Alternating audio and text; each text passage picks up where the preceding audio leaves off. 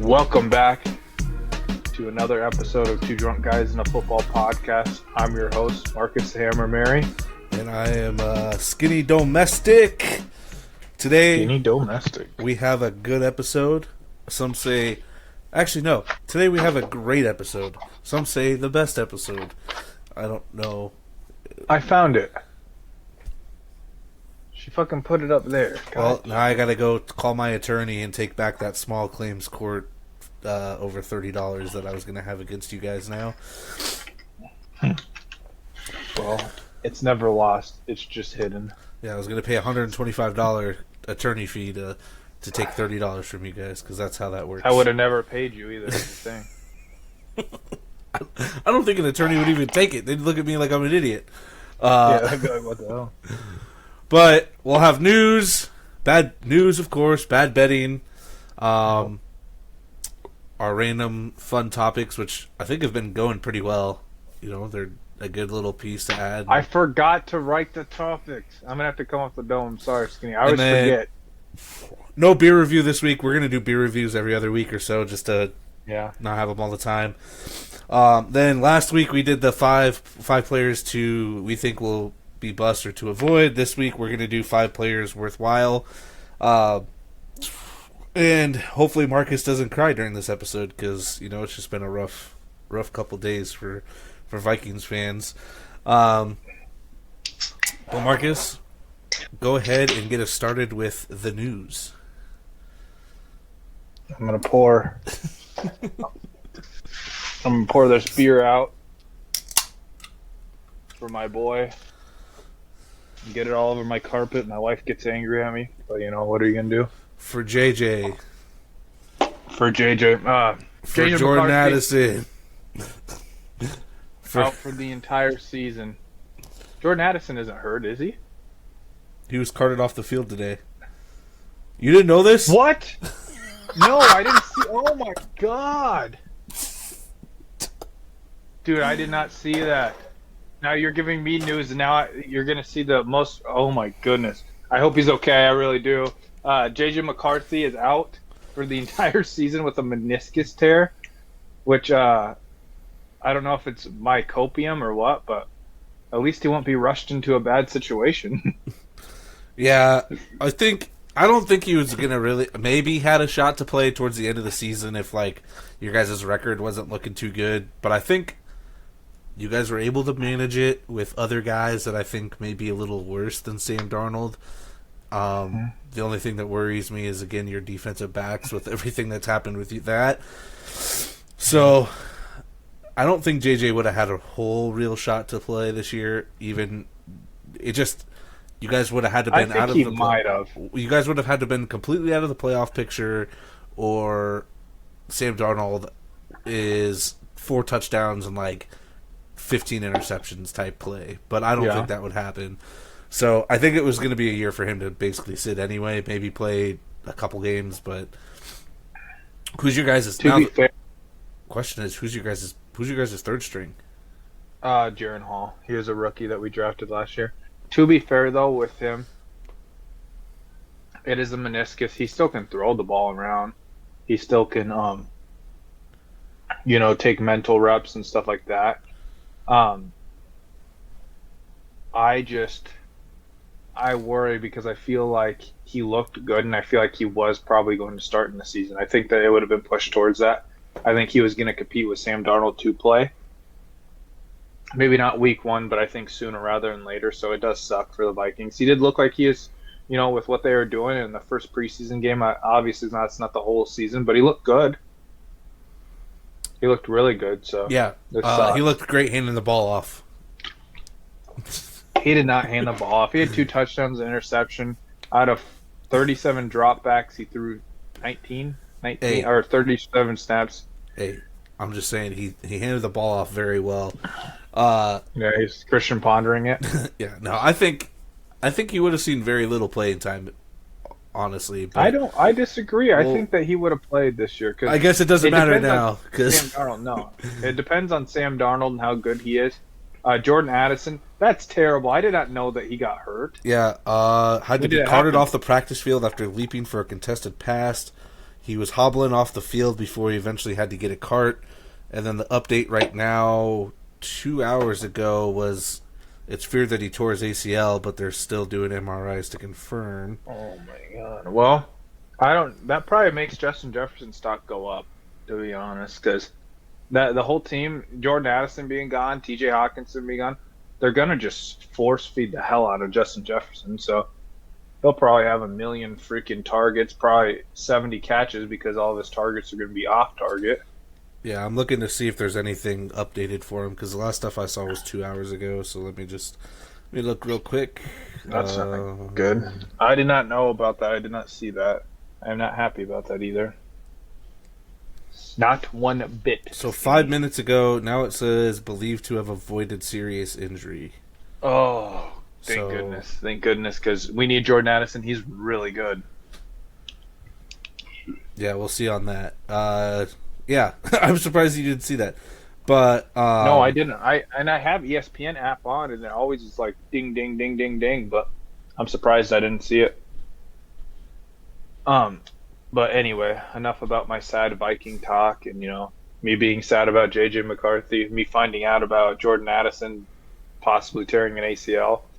The Saints signed Pete Warner to a 3-year, $15 million extension. He's a pretty solid linebacker. He's not like a top 10 guy, but he's probably a top 15 guy, top 20 guy. He's pretty good, solid linebacker. That Saints defense seems like it's been good for the last, 3-4 years, and he's a big part of that. Run stopping ability, he's decent decent in pass coverage too. But I always like Pete Warner. I'm pretty sure he wears like number 20 or something weird like that. yeah, he He almost seems had, to be the only. almost had Go 100 ahead. tackles last year. Had 93 with 4 tackles for Yeah. loss. He always, since he's been in Madden, he's always been the guy that intercept me. Not that that matters towards the NFL, but it always seems like I get picked off by Pete Warner for some reason. Which is funny because he only has 1 interception in his career. I know, but he always does. It's really last year he weird. played all 16 games. Yeah, he did look good for him. The Saints they usually always have like a pretty decent defense recently. I know some of the guys are getting older. But yeah, that's a good extension for him to keep, because linebackers are like that position that you either are a linebacker that rushes, so you're basically an edge rusher, or you're a middle linebacker. Those outside linebacker positions or linebacker in general are hard to find solid guys that are going to be on your team for more than maybe a year or two. Yep, and he's been pretty solid for him. Ravens, I don't know if they end up doing it, but expected to sign Anthony Miller, so I'm sure they did. I haven't seen anything. And not that it matters. Anthony Miller, he's not going to have any value in the NFL. He's probably going to be a special teamer's depth play. Didn't work out with the Bears. I think he was a former second-round pick. Not much to say there. Vikings acquire cornerback Nahanshan Wright via trade with the Cowboys for Andrew Booth. I don't know anything about that. Nashawn Han Wright or whatever the hell, however you spell that or say that or anything how like do you that. spell it? But Nahshon. Nahashan. Let's look at his stats. He has 3 total games started in his career and has 1 interception in his career. That might be better stats than Andrew Booth. I know Andrew Booth was like a second round pick. I think Andrew Booth was from Clemson. But Well, He never really- Andrew Booth has only played, what, a year? maybe 2. Maybe 2. Yeah, he has. So Andrew Booth has played 9 less games, and he has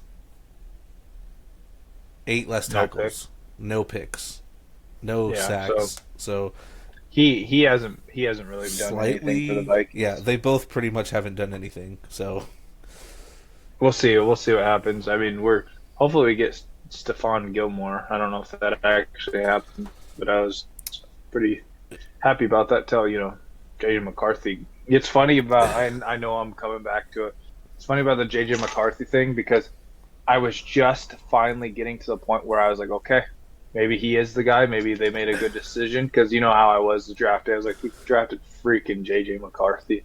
I wasn't happy with it, but I was just getting to the point where it's like, oh, the preseason game he looked pretty decent. Maybe there is something there, and then he gets hurt, and I was like, the Vikings can't catch a break, dude. We're just gonna. I already know we're gonna sign Dak Prescott. You better clip this and have this. We're gonna sign Dak Prescott next year because that's what the Vikings do. Is we can only have, you know, very minimal success with quarterbacks that we draft, and the only halfway success we have is with quarterbacks that we pay the big money like Kirk Cousins to. So, all right, we'll keep that in mind when Dak Prescott becomes a Minnesota Viking next he's year. going to become a Minnesota Viking next year, guarantee it. We're going to screw over JJ. Sad. No, I'm just kidding. I don't think that'll happen. But Seahawks trade center Nick Harris and a 7th-round pick to the Browns for a 6th-round pick, both in 2026 of next year's draft. Or 2 years draft, I guess, because we'll have 2025, so yeah, 2 years draft. Yeah. Hassan Reddick is asking to be traded from the Jets. And the Jets stated they will not trade him. Crazy. What'd they trade for him? A 3rd-round pick? I mean, what are you going to do with Hassan? I don't know. I don't know. Is. The Jets front office has to feel pretty fucking stupid right now. That's all I know. I mean, they're going to fine the fuck out of him because he hasn't reported, but like, you're trading for a guy. You think as stupid as the 49ers feel now with Brandon Ayuk? I don't know. Because maybe they said they were going to keep him. Now they said they're going to trade him. Now they're talking about extending him. Like, what are you going to do? You know what I mean? With both these players, like, I think that Hassan Reddick played what? He played 2 years with the Cowboys, or not the Cowboys, with the Eagles. Yeah. And last year he really had his breakout year. I can't see you. I need to switch this. Sorry. I'll switch you so I can see you. Sorry. Technical difficulties. There you go. Now I can see your expressions and stuff. Did he play 2 years with the Eagles though? Yeah. I know he was with the Cardinals before. Yeah, but 2 years, 1 year with the Panthers. last year had to be his best year by far. I mean, he had to be close to the league leader in sacks last year. He was pretty damn good, but No, I 2 feel years. like he's getting. 2 years ago would have been his best year. He had 16, Oh, 2 years his first year. What did he have last year? 11. So, I mean, in the last 2 years, 27 sacks is a good amount. That's a very healthy amount. That's a top 15 edge rusher probably, I'd imagine, in wise. But I feel like he's too big for his britches. He's got to be getting closer to 30, right? Whenever his birthday is, he'll be 30 this year at some point. Yeah. So, I mean, they're not going to give you a 5-year, $225 million, contract for what you are. You're probably a 2-year, maybe if you're getting higher end, and I would be surprised, maybe 20 mil around there. Edge rushers get paid quite a bit, but Yeah, I'd be pretty surprised. Maybe 3. I'm also wondering if it's more of a guaranteed issue, which most contracts nowadays, it always seems like it's never the actual contract itself. It's always the guaranteed money that people worry about. So I would assume that's probably it. And maybe he wants a 3-year deal over a 2-year deal just because he's 30, almost 30. He's like, I want that 3rd year for sure or whatever. I don't know. He's just whatever. He's got the money to afford the fines, so do it. And the Jets, if they don't have him, I mean, they have depth at those positions, but you lost Bryce Huff, and you tried to replace him with someone who I think will give you better production right away. But if he's not going to play, you kind of get screwed out of that a little bit. Well, and they also have the guy from Iowa State that they Well, yeah, you have Will needed. McDonald. Yeah, Yeah, Will McDonald that they did not use very much last year. I mean, they're not in a bad position. That defense, like they they're getting older. Like there's no question about that. Like they need not only do they need the talent like Hassan Reddick, they need him to produce and help rotate that line because that's what that yep, team just has a monster pass rush and a really really good run stopping defense that kind of leads it, and then their secondary's good, but it's not like Sauce Gardner is good, but it's not like elite level. It's not like Legion of Boom stuff.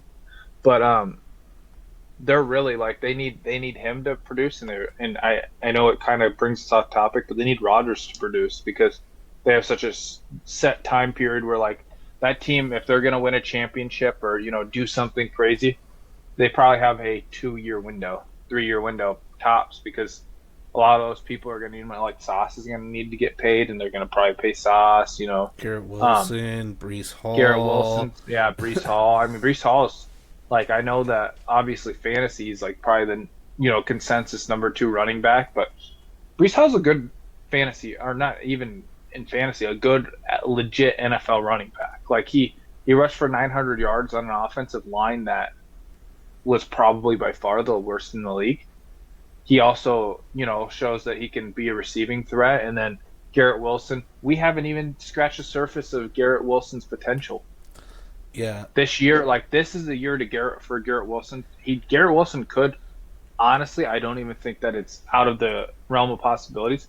Garrett Wilson could be better than Justin Jefferson. I know that's a hot take. That's coming from a Vikings fan, but like he out of college, he was highly touted, and he's very very talented. He's like CeeDee Lamb, athletic vibes like that. He's kind of what he reminds me of. He's very acrobatic, very quick and smooth, and yeah, he's probably not as good as Justin Jefferson, but still. Yeah, the Jets have a time period, and it's now, and especially with Rodgers. Rodgers isn't getting any younger.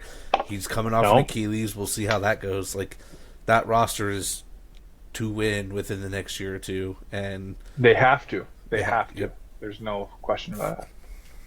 I don't think Rodgers is going to retire soon. I think we have, mark my words, at least 2 more years of maybe 3. Because I feel like Rodgers just doesn't, like he's just sitting there doing peyote and just doesn't care about anything. I could definitely see it. Yeah, I just don't. I feel like Rodgers is just going to keep playing and playing and playing, kind of like more than Favre, but I don't know. Off topic a little bit, but Bills sign Damari Bird. I don't know if that's how you spell it. Damari Bird. I'm going to say yes. Wide receiver. Not anyone that's going to be crazy. We talked about JJ. Left tackle Chuma Ed Oja is sidelined into the regular season with a toe injury. It's a tackle for the Cowboys. First of all, I don't know what it is, but why does every single NFL player that got hurt have a name that you just never heard of? One, not big name. I don't know if they're big names, but you can't. I don't know how to say that fucking name. Like, who the hell spells that?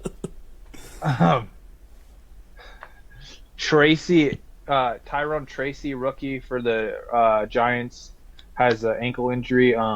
It looked bad initially, but it sounds like he might just be, week to week, maybe be able to start the season. He was one that honestly, there's a lot of talks, not even just in fantasy, but in, real NFL, that he might eventually take over the starting job from Devin Singletary. I know there's been a lot of Eric Gray hype too, because he looked really good in the preseason game about taking that over, and I have him on my roster, Skinny.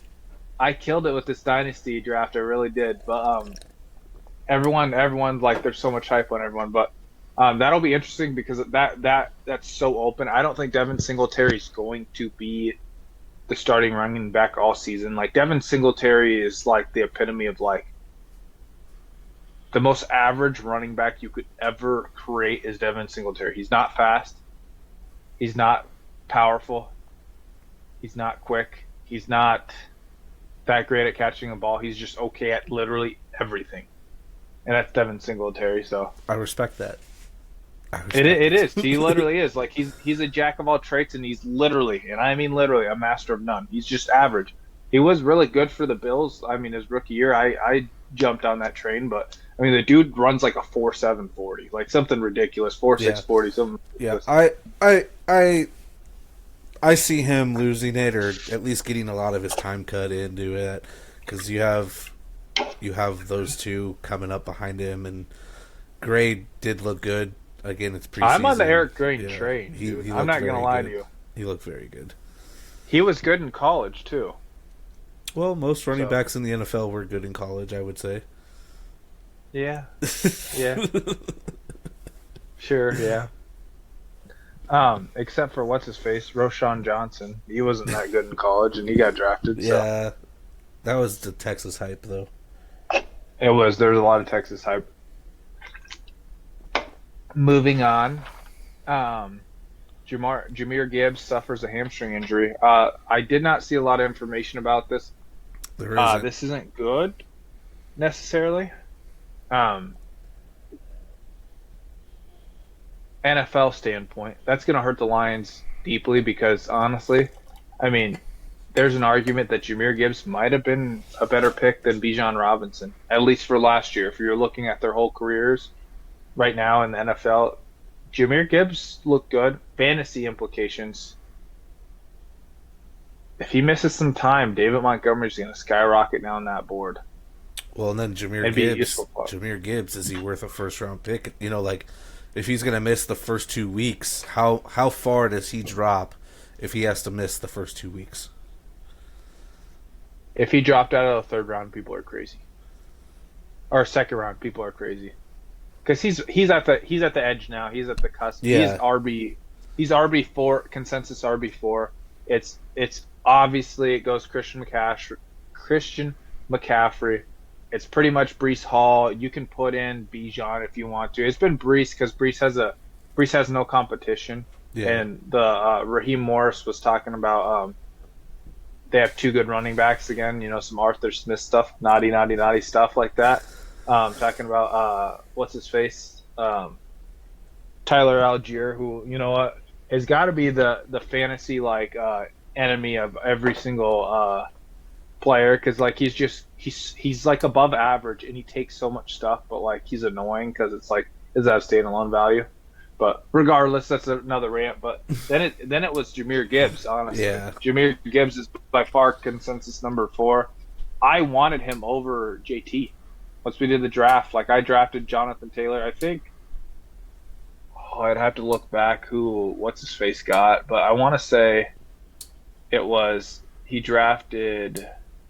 drafted Jonathan Taylor for sure, and I got Breece Hall because that league was I don't know what people were doing. I'm not gonna lie. Yeah, if Jahmyr Gibbs is expected to miss any time, I would say you draft Saquon, you draft Jonathan Taylor, and maybe Travis Etienne over him. That's who he did. That's probably who I'd cut. That's probably he took Travis Etienne and those are Gibbs probably the only 3 running backs that I would probably say yes you could take over if he's actually going to miss time. I don't think I would take. That's hard. I have a love-hate relationship with Saquon. I think because I feel like he's going to have a good season once it comes to rushing. Like he'll probably have a lot of rushing yards. I just don't think that he'll have a lot of touchdowns, and I don't think that he'll be involved a lot in the receiving game because they don't do that. They don't do that a lot. New offensive coordinator. They still don't. New offensive coordinator. Kellen Moore just came from having Austin Eckler as his running back. He had Zeke, who Zeke has had a good. And you know who had his worst year at fantasy wise is Austin Eckler. Yeah, because he couldn't fucking run a ball. That was the biggest fucking thing. Maybe, no, maybe Kellen Moore sucks. No, Austin Eckler looked slow last year and couldn't run a ball. You have Jalen Hurts. That's the issue with running quarterbacks. I'm not worried. I am. Oh, but Derrick Henry is going to be great because he's with Lamar, and James Cook is going to be. I'm just saying, this is what people say. Did I say that? But Kyler Murray's a little bit different. Kyler Murray does throw the ball around. Jalen Hurts has never done that. He never really who? He's going to be doing it today. I can tell you that. Who is his leading receiver as a running back? Kenneth Gainwell? Or no, Boston Scott. That was your receiving back? Boston freaking Scott? No, DeAndre. How many catches did DeAndre Swift have? DeAndre Swift. But that was a failed offensive coordinator. No, hey. we're not even going to get into this because it's a different new offensive. No, new offensive coordinator. Is a new better receiver out of the backfield than Saquon Barkley. New offensive coordinator. Hot take. New offensive coordinator. New offensive Tell me coordinator. I'm wrong. New offensive coordinator. New offensive coordinator. New offensive coordinator. New offensive coordinator. It's gonna do it. New offensive coordinator. We're fine. All right, moving on. Continue with the news, please. I hope the Commanders run the division. Oh, okay. Okay. Keep going. That's my new hot take. Moving on. New offensive coordinator. No. You're crazy. Jags activate defensive lineman Eric Armstead off the PUP. Solid defensive tackle. Maybe with them if they run a 3-4, I don't know. Could be defensive end. Run stopping defensive end. Good player. Played for the 49ers for a long time. Very, very solid player. That's good for them. Not much more to say there. I don't know if this was an injury. I saw this. Bengals said Jamar Chase is day-to-day, not currently present at the first training camp day. I don't know if it's an injury related or if it's a personal day. I didn't know. I got the report on that. I thought we'd talk about that. I'm not worried about it. I haven't heard anything too crazy about it. But last thing I have is Bills play Shane. God, I don't know how to say this. Buchele and Chase Claypool on the IR. No surprise, Chase Claypool can't even be successful on a team that has no receiver talent whatsoever. Unless you think Shaheed is good, and let's face it, he's hurt. And I don't know who I don't even know who that is really, to be honest. Yeah, it doesn't matter. All right, for my news, we have the Browns extend Jeremiah Owusu Koromoa,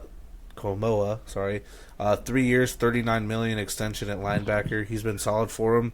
One of the best defenses in the league. Great player. Yes. Good outside linebacker.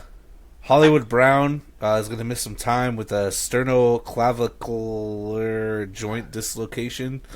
It's this portion right here where your shoulder meets your whatever. Bigger deal than people think. He could have died.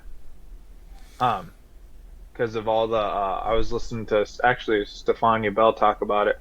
He could have actually died from if a nerve got pinched and stuff like that. It wasn't that bad though because he didn't need surgery for it. So he should play, but Hollywood Brown, you gotta just know that he's always going to be hurt because he always is hurt at least 6 games out of the season, it feels like. Yeah. Well, and depending on what that, Rashid Rice, Xavier Worthy, their fantasy implications could benefit from that too. Pats released Juju Smith-Schuster, so he's open to sign with anybody that he chooses. Done. It's getting done. You don't think that's the end of his career? You don't think he's going to get another? You get released on the worst offense in all of NFL. You have no receivers, and I mean no receivers. No shitting on Demario Douglas and Jalen Polk. Because Jalen Polk, coming into the season, rookie, whatever, he could be good. I think Jalen Polk's from Washington too, right? Yeah. Yeah, I mean, he was good at Washington, and Demario Douglas looked good. But you're talking about one of the worst teams in the NFL. How are you going to make a roster? Where? Practice squad, maybe? Like, you got released from the Patriots. That is a team that is, like, screaming. The fans are screaming from the top of the mountains that aren't in New England at all. But they're screaming, sign Brandon Ayuk, trade for Brandon Ayuk, because we need some receiver talent. And they dropped Juju Smith-Schuster, who, again, is only 27. Did you know that? Yeah, he's young. He is done, man. He's gone so far from being the Steelers, MVP, the Steelers MVP on their team to jump in there, and he took the money to go to New England. He should have stayed with Patty Mahomes. He was good on Patty Mahomes. 900-yard receiver with injuries. I don't see anything else. I don't see another team that he'll ever make another significant. I think he's out, don't you? Yeah, I could definitely see that. I like your case there. If you're getting released by the Patriots, yeah, you got an issue there. 49ers sign Chosen Anderson. So God damn it. he keeps making rosters, I guess. He's one of those guys that's like, dude, should just get him out of the league already. Yeah, I know. The chosen part's terrible. Yeah, I some of these people make some weird things. Of the Steelers and 49ers stuff, the Steelers and 49ers do have a trade in place, I guess.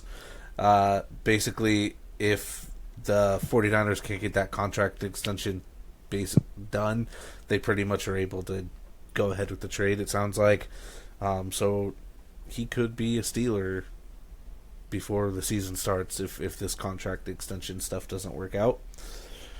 Does that make you think differently of what that team's the outlook of that team, or does it kind of keep it around the same? I know you were high on the Steelers. I think it's just better for Russ and Justin Fields, whoever's at that quarterback position.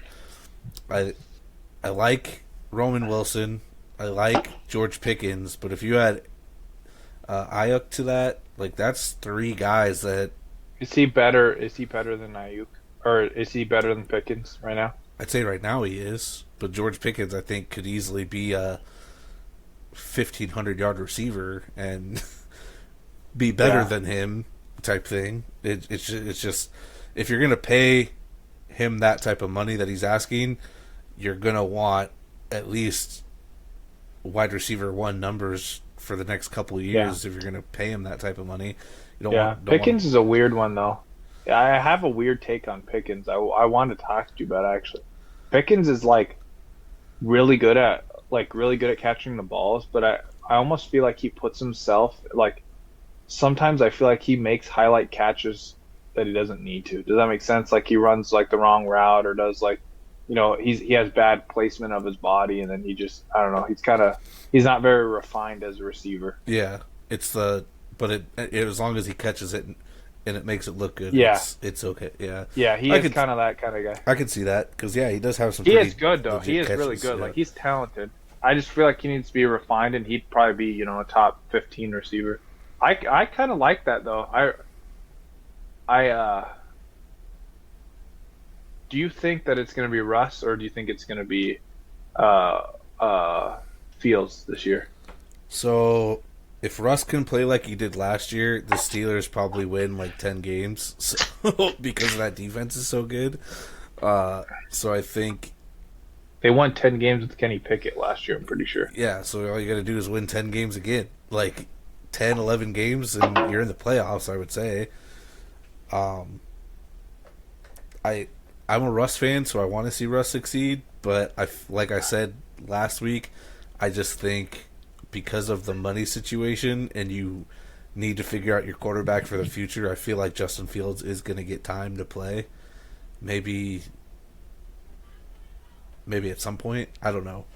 I want to see Russ do good because he's, it just adds to his legacy, but I just feel like from a business standpoint, you're paying the man just over $1 million. You might as well give it to the guy that you're paying a bunch of money to and potentially need to sign a long-term contract with and make sure he's worth the money that you're about to pay him. That's just how I feel about it. I agree. Let's see here.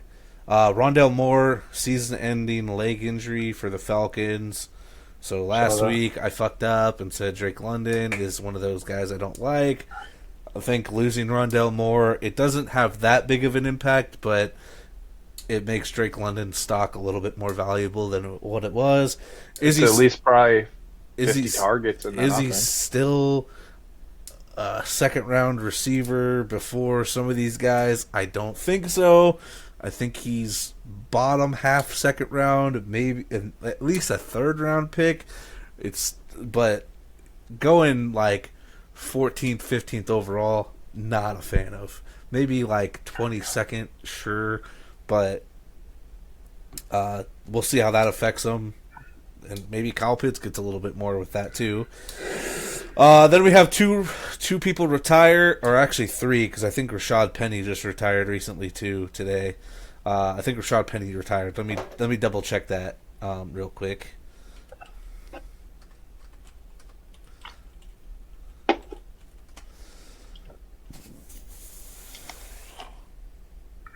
Yep, Rashad Penny's retiring. So he's done. Nick Foles retired. Really? Sad day. Yeah. Super Bowl All Eagles MVP, fans Super Bowl crying. champ, beat Tom. It's crazy to think of, like, his career is not going to be in the Hall of Fame, but he has argued he is and has been the best, or he has the best like quarterback stat or whatever, like QBR or passer rating or some shit, like best quarterback grade in a Super Bowl, and he's not even going to be a Hall of Famer.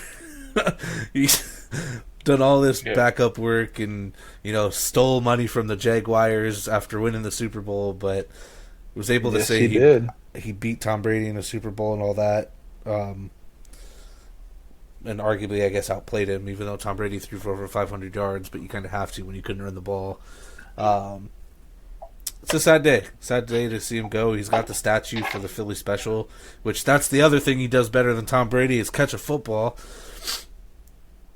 Nah, dude.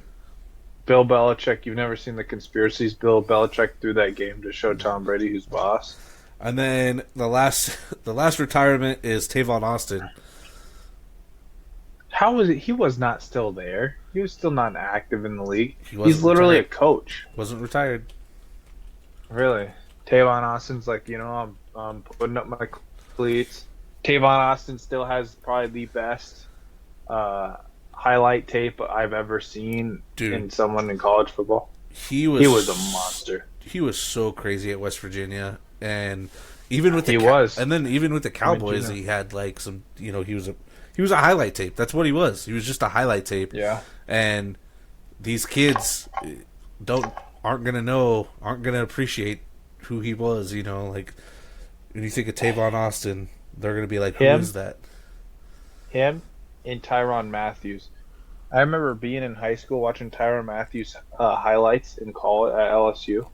Tyrann Matthews was reckless with his body, man. That's why they call him the Honey Badger. They call him the Honey Badger for a reason. No, Honey Badger don't give a fuck, and he didn't give a fuck. He never was like that in the NFL, though. He never played like that, I didn't think.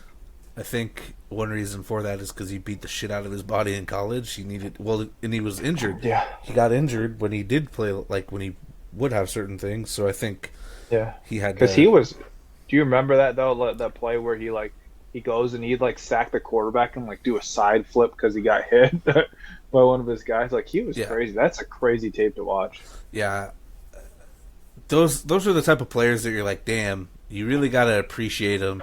Because as soon as they're gone, people that they're going to be gone 8 years younger than us even are going to be like, I don't know who the fuck that is. Don't know who the fuck that is. And it's like, they were Is he Hall of Famer, though? No. Tavon Austin won't be a Hall of Famer. No, not Tavon Austin. Tyrann Matthews. Probably not. Really? I'm pretty sure he won a Super Bowl. Maybe he didn't. Maybe. I think he might have. Let's compare his stats real quick. Who compared him to Harrison Smith? Because I think Harrison Smith's a Hall of Famer. He's got good numbers. So compared to Harrison Smith, why not?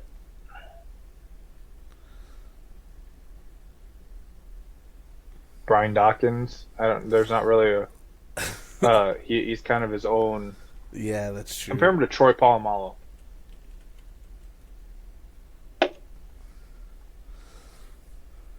Because that's probably the closest thing that you can. Okay.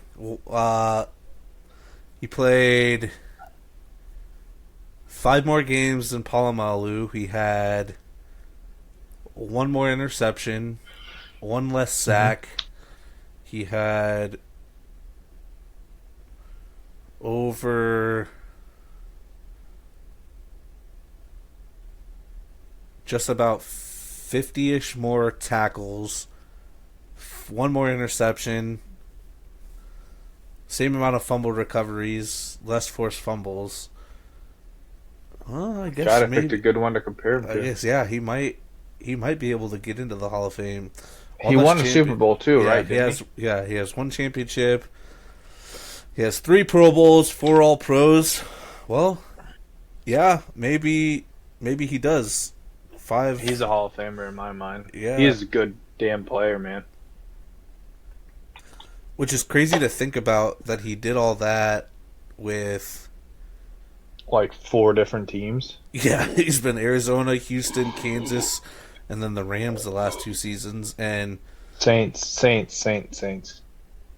oh yeah, why am I looking at that? I see NOR, so I'm like thinking R as in Rams. I don't know why I'm thinking that. But yeah, I mean, and it's not like what's crazy is like nobody talks about him, and his play really hasn't fallen off at all. He's had He's really good. Yeah. He's very underrated. Yeah, 91 tackles in 2022 was his career high.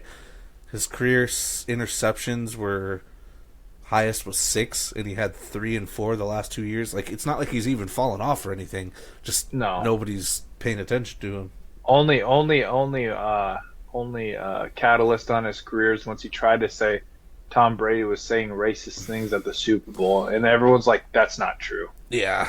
No one believed that. That was like worse than Myles Garrett saying that what's his face said racist things. That's why he hit him with the helmet. People are like, "That's not true."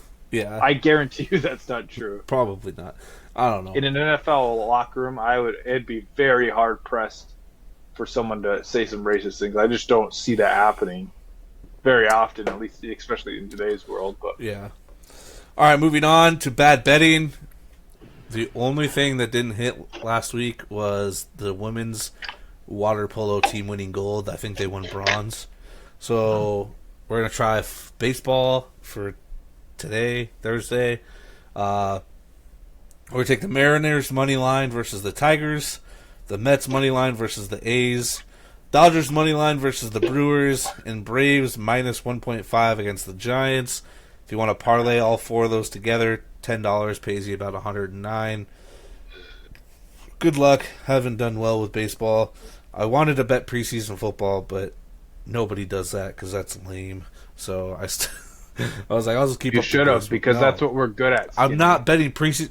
Betting preseason football is probably one of the stupidest things you could possibly do, because you literally are betting on guys you've never even fucking heard of to make your fucking parlay hit. You don't watch college football, Skinny?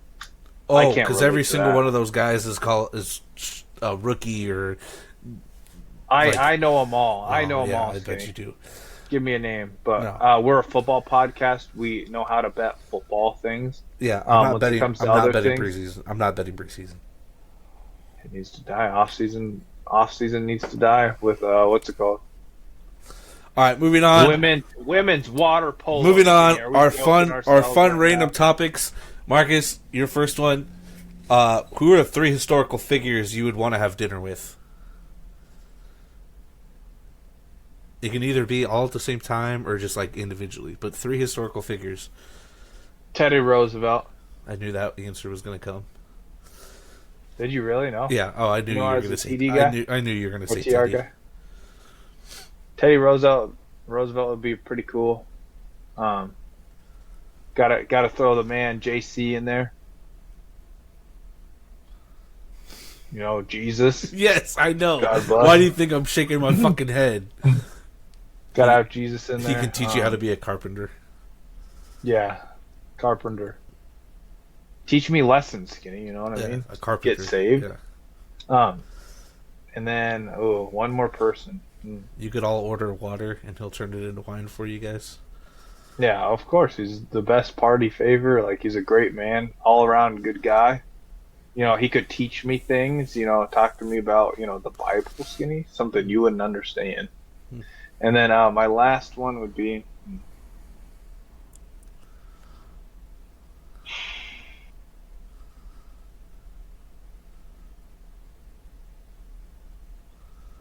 I don't know. That's a hard one. Who would I really want to? You know what? Wait, I'm having dinner or drinks? Dinner, Dinner. you say? Like sitting down Dinner. at a table having a meal. You're I'd not. like to sit down. No, I wouldn't, because he'd never show me his true self. I was gonna say Brady, but I feel like Brady wouldn't show me his true, authentic self. I feel like It's a Brady's too much of a historical figure, psychopath. not somebody that's fucking alive. You piece of shit. Oh, historical, so they gotta be dead. I mean, they don't necessarily have to be dead, I think.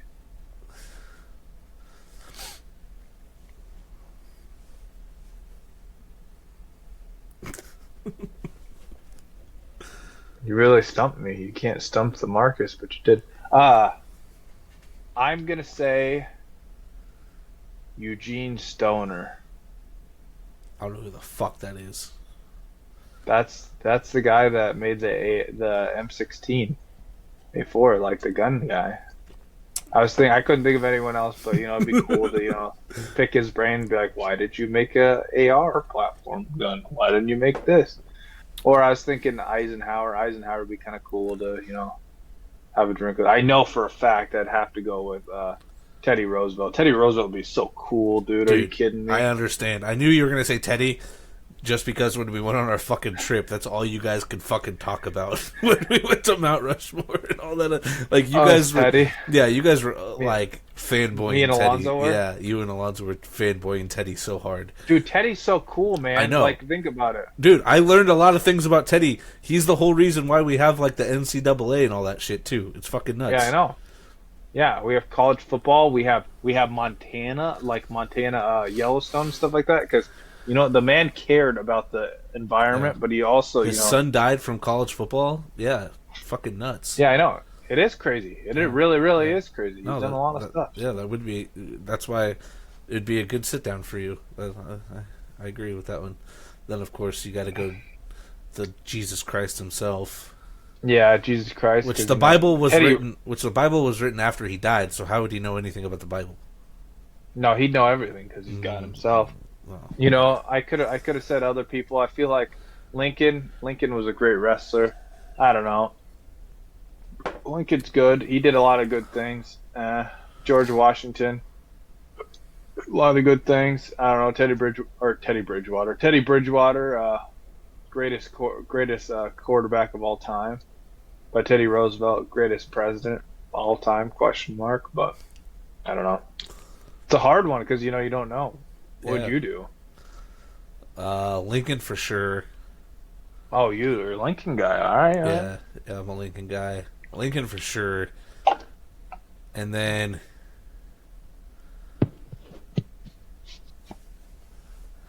probably do like Einstein, just because like the whole like atomic bomb shit is fucking nuts, and like the dude was a fucking genius. Like that shit's Yeah.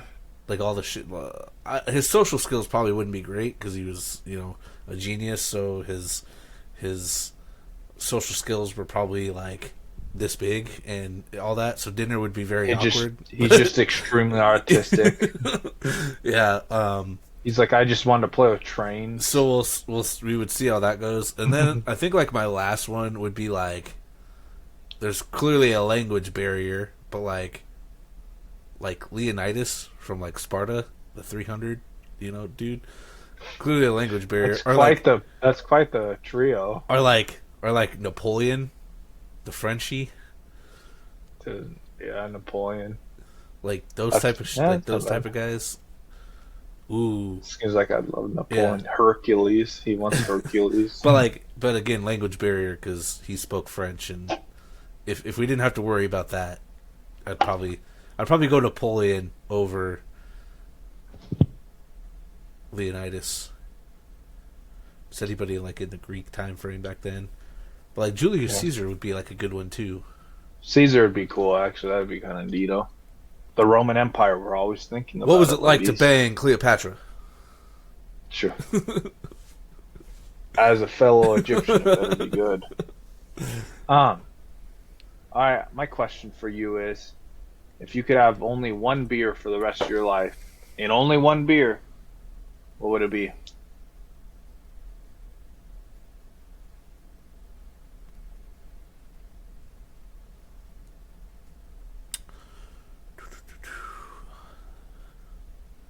Probably go PBR because you can drink it literally with anything at any time, any moment. Like a Blue Moon, I'd say, but that's too heavy. Ooh, wait, no. Give me a Corona. PBRs are nasty. No, give me a Corona. Corona, because you could drink Corona to like get drunk and like have fun, but you can also drink it with a meal. So like those are the if you said like liquor or mixed like any drink, it'd be a margarita. I'd fucking have a margarita for the rest of my life if that's all I could fucking drink. But I'll go Corona. Corona, nice For beer. Nice, not a bad pick at all. Because like Blue Moon's just too heavy. I'd be like, it is. I couldn't do that. All right. Would you rather be the backup quarterback with 2 Super Bowls? Like, you didn't play a single minute, you're just the backup. Or would you rather be a Hall of Fame lock with no Super Bowls? Oh. Backup quarterback's the best position in all of football, man. Have you never watched Blue Mountain State? Alex Moran says it best. I'd rather be a Hall of Famer. 100%. Be the Calvin Johnson? Yeah. Instead of the Jason Garrett? If I was starting and I was a subpar player, maybe I'd rather win a couple Super Bowls, but I don't want to be like, I don't know. Calvin Johnson and Jason Garrett. That's literally like the prime example of... Jason Garrett won a couple Super Bowls. Yeah, he was the backup quarterback for the Cowboys. Oh, during the 90s? Yeah. Yeah, I'd rather be Calvin Johnson. At least you'd be remembered. Your name would be remembered. Jason Garrett, like, his name's remembered because he was the Cowboys head coach, but no one remembers him really anymore. I mean, shoot, people don't even remember Mike McCarthy, dude. It's all about what's it called? Yeah, you'd be so broke, you'd be taking your 2 Super Bowl rings and fucking selling them off. Oh, damn right. Well, Calvin Johnson. Backup quarterbacks? Are you kidding me? They get paid like 10, back in the 90s. No. Yeah. Oh, does it have to be? Well, no. 90s, though? I'm just saying, like nowadays, sure, but like if you Tim Boyle still has a job, Skinny. Tim Boyle threw 1 touchdown and 12 interceptions in his college career. College. Someone likes Tim Boyle. That if you want to talk about corruption, if you want to talk about nepotism, someone's gotta like Tim Boyle, dude. Tim Boyle's on someone's list of like favorite people. Like, he's like 1 touchdown and 12 interceptions is insane. He's got to be like Roger Goodell's like cousin or some shit, like twice removed, you know. He's someone, yeah. He's like Aaron Rodgers. Like, I like the way this guy looks. Keep him in here. I have no idea. I don't know how he still has a job. That's a crazy one to me, but he's nice. He fetches my balls and very nicely, and he keeps my hot tub at 102. So keep him around. It works, I guess. I'd probably go the Hall of Fame lock too. Yeah. Oh, 1,000%. Wow, Skinny. Now I got to start thinking about these right off the dome. You're making me really think about it.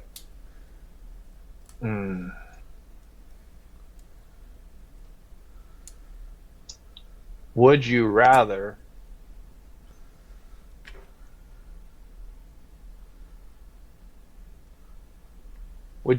bring back Brian Westbrook to your team or Randall Cunningham? And whatever it is, you have to switch the positions. Fuck. You'd have to take away Jalen Hurts, or you have to take away Saquon Barkley.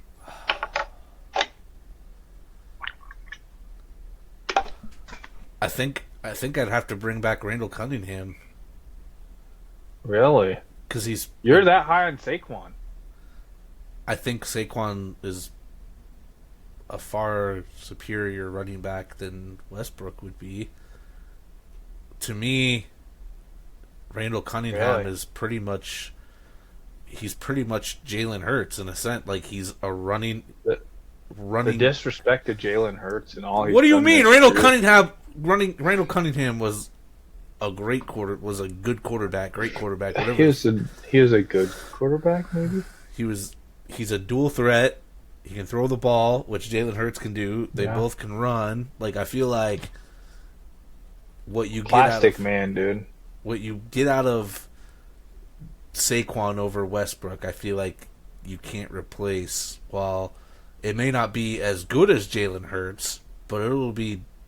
It's like why we took Marcus Mariota last year. If Jalen couldn't play, it's a guy that can throw the ball. He could still kind of run the offense because he's mobile a little bit. Like, Yeah. I feel like that's what you would do because the offense. It's not like Jalen Hurts is our offense. We have a complete offense where Jalen Hurts is able to ball out with, and I think Randall Cunningham could come in and may not put up the numbers that Jalen Hurts could or will, but it'll be good enough to get us to probably a playoff game still. Hey, I just want to say something real quick. I know we've been running long. I don't care. It's the pod, you know what, weekly, whatever. Dude, the fact that your dad took the first overall pick shocked me. Yeah, Who's he gonna take? we can skip over the other two questions if you want to and go into the things so we can get along. But what do you think he's gonna take? I don't think he's going to take CMC. He's going to take CeeDee Lamb. I think he takes CD, or I think he takes CD too because he was really upset about my CeeDee Lamb trade last year. I think he takes I feel like CD, he was really high or on him. he goes super questionable because that's what he does, and takes like Takes like Jonathan Taylor. takes like Bijan or Brees Hall that high. You know what I'm like? Guys that you would be like, yeah, they're first round picks, top 5 for sure, you know, top 8, whatever, but like just completely reaches for it, or like he takes Tyreek or like something that you'd be like, okay, I get it, but I wouldn't have done that. So I don't know. I bet he takes Amon-Ra. Ooh. Something weird like that, something safe. Like your dad, he's just weird, but I don't know. Should we just go into our players? I have one more. I want to. You know the show the movie Transformers, right? Yeah, with Yeah. which one? Just the Transformers in Okay. general. Are they aliens or are they robots? Robots. I don't agree with that. They're an alien life form. I don't like that answer. Moving on. All right, that was a terrible answer. They're aliens, you piece of shit. All right. The robots. So last week we did fantasy players worthwhile. This week we're doing last week we did fantasy players not worthwhile. Who we think were busts, not going to do well. This week we're doing fantasy players that are worthwhile. Okay, Marcus, go ahead and start us out with fantasy players that you're high on, you think will be good this year. Definitely go ahead and try to Number 1, Amon-Ra St. Brown. If you have one pick and you want a player, you're playing in one fantasy league and you want to do good, the safest pick in the first round is Amon-Ra St. Brown. He may not have the highest floor as some of these guys like Justin Jefferson or Tyreek Hill, or that's about it. Maybe a Bijan Robinson, maybe a Brees Hall, maybe a CMC, but he has the highest floor out of any of them. Lowest, probably maybe lowest ceiling, highest floor, 100%. Very consistent player. The Lions did not bring on any other pass catchers of note. Amon-Ra St. Brown should stay, the heartbeat of the Lions offense. I'm high on Amon-Ra. I think he's a really good player. He plays in the slot, so it's a harder position to cover, and I'm really high on it. Sam Laporta will get his. Jameson Williams should have a bigger role, but I feel like Jameson Williams at the peak of what he could be in the NFL, at the absolute best he could be in fantasy, I feel like he could be a Deshaun Watson or Deshaun Jackson type player where he's very, 3 catches for 110 yards and a touchdown. And then the other day, the next day he could be, 1 catch for 34 yards. Like, I just don't feel like he's a very renowned route runner. His hands are good, but not great. I just feel like he's a deep threat guy, and I just feel like Amon-Ra St. Brown will be the heartbeat of this Lions team again. Especially with Jahmyr Gibbs gone, there's a lot of targets that are going to go his way. Yeah, if he's not going top 4 to 5, I would be shocked if I see him drop out of that, just with everything. And yeah, again, like you said, they didn't bring anybody in that's really going to do anything. Maybe they get Jahmyr Gibbs involved in the pass catching game a little bit more. Again, nothing that's going to really affect or worry his fantasy draft of being that top 5 pick, I'd say. My first guy is, I've been high on him. We talked about him quite a lot so far. Kyle Pitts. Shocker. So over the last 2 seasons that TJ Hawkinson has had Kirk Cousins at quarterback, I know some of it last year with Kirk being hurt, didn't get not all of these are 100% with Kirk, but most of them are. Kirk has had 100 and I think I meant to put 125 plus targets. I don't think it's 135. I think it's 125. He's had 900 plus receiving yards and 5 plus touchdowns since being with the Vikings. Yeah. And again, majority of that was with Kirk Cousins at the helm. He's going. And he has a track record too. He's going about the 5th round right now. 4th, 5th round. I would probably say early 5th would be the best spot for him. Late 4th wouldn't be mad either, just depending on if you're like that. One, it kind of depends on what these other guys ahead of you take, and then, those, are you pick number 2 or are you pick number 4 or 5, so we know he's capable of going over 1,000 yards. He did it his rookie season. They have a new offense. Arthur Smith's gone, and I hope that that's not going to be, we're going to rely on our backups for everything. We're going to actually feed these guys. And even if Kirk doesn't play the first couple weeks or you have to put Penix in there, I still think he's going to be a viable target for both of them. And being as big as he is, it's the red zone's going to be where he feasts, I think. Yeah, I mean, Kirk Cousins has a huge track record of that, going back to his Washington Redskins days with Jordan Reed. I'm pretty sure he had a good time. He was very good with Kyle Rudolph once Kyle Rudolph was in Minnesota. Irv Smith Jr. didn't work out, but I mean, out of the tight ends that he played with, 3 out of the 4 he, feasted on and really fed. So I agree with that. Kyle Pitts is a little bit riskier. There's a lot of targets going there, but I think that he will be a good player this year. My second one is Dalton Kincaid. Was a first-round pick in 2023. Is going as tight end 5 right now in the 5th round. Is a more reasonable cost than guys like Kyle Pitts, who I've seen go in the 4th right now. Yeah. Sam Laporta, who's going pretty early. Travis Kelce, and of course Mark Andrews. 241 targets have been vacated between Stephon Diggs and Davis' departure. Kincaid is, out of the pass catchers coming back, is probably set to be the number 1, beneficiary of that besides Shakir.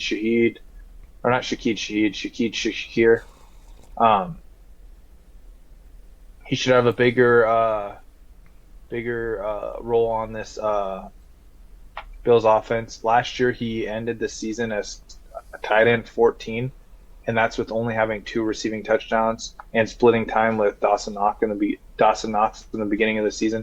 Dawson Knox will have a role.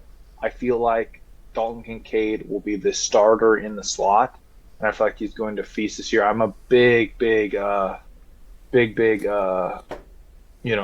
I'm very high in Dalton Kincaid this year. I'm really, really excited to see what he can do with this Bills team. I think that it's going to be a team that's going to have to, rely on, improvised plays from, why am I drawing a blank? Josh Allen? Their quarterback. Josh Allen, yeah. I don't know why I couldn't say that. Josh Allen running the ball, and then I think Dalton Kincaid will be their number 1 target this year. I would not be surprised if he led the team in targets and receptions. Yeah. I watched their preseason game, and I noticed Curtis Samuel and Shakir are definitely getting the 1 and 2 target volume. Keon Coleman, being a rookie, didn't expect it right away. Again, it's only preseason, so things could change. Mm-hmm. But Shakir was definitely like their wide receiver 1, and you could see that just by like the plays they were calling, the schemes they were calling for him. And then when it comes to tight ends, Dalton Kincaid is going to feast into some of those targets. You said, what was it, like 240 targets between 241 between Diggs that is and a lot to replace. And when you have guys like Curtis Samuel, who is not going to take 120 targets a season, Shakir, who's not going to take 120 targets a season, give them that's all a numbers game at that point. Yeah, give them all an extra 30, 35 targets even. Give them 35, give them 35, give them 35. Mm-hmm. You're still sitting at 140 targets you got to replace somewhere. Okay, give James Cook another 20 to 30. Your tight end, then your tight ends are taking 70 of those targets, and Dalton Kincaid is going to get them more than Dawson Knox. Yeah. So that numbers game 241 is going to look great for Dalton Kincaid, and I wouldn't be shocked if I didn't see a whole lot of it in at least first week. Again, you're not trying to show teams everything that you're doing. You're just kind of letting people play and kind of see what's going on. But I would not be surprised if over 50% of their snaps this year were two tight end sets, like how the Patriots used to do it back in the day. Yeah.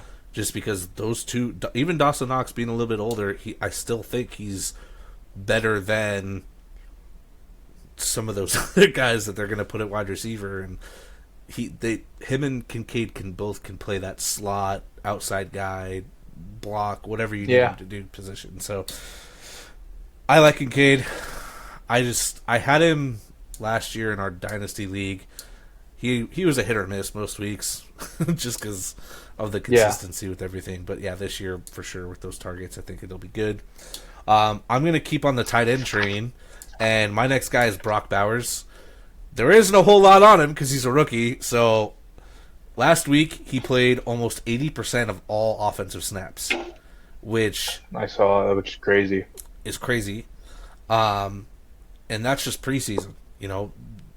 He is what I thought Michael Mayer was going to be for them, but better, I think. And he's more of a receiver threat than Michael Mayer is.